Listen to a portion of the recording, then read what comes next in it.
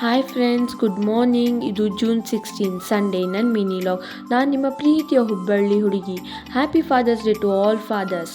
ಬೆಳಗ್ಗೆ 7 o'clock ಎದ್ದು ಬಿಸಿನೀರು ಕುಡಿದು ಫ್ರೆಶ್ ಅಪ್ ಆಗಿ ಸ್ವಲ್ಪ ತಾದ್ಮೇಲೆ ಜ್ಯೂಸ್ ಕುಡಿದೆ.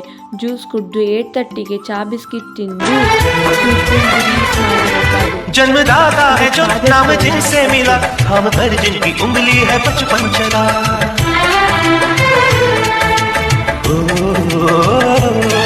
कांधे पर बैठ के जिनके देखा जाना, ज्ञान जिनसे मिला, क्या बुरा क्या भला.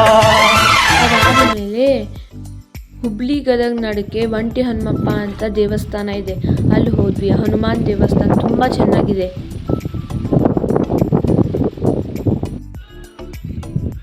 ನೋಡಿ ಫ್ರೆಂಡ್ಸ್, ಅಲ್ಲಿ ಒಳಗಡೆ ಹೇಗಿದೆ ಅಂತ. ಅದಾದಮೇಲೆ ಅಲ್ಲೇ ನಾಷ್ಟ ಮಾಡಿದ್ವಿ.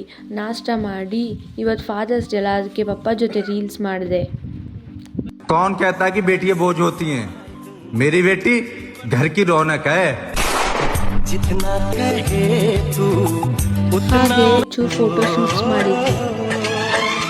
कांधे पर बैठ के जिनके देखा जाना, ज्ञान जिनसे मिला, क्या बुरा क्या भला.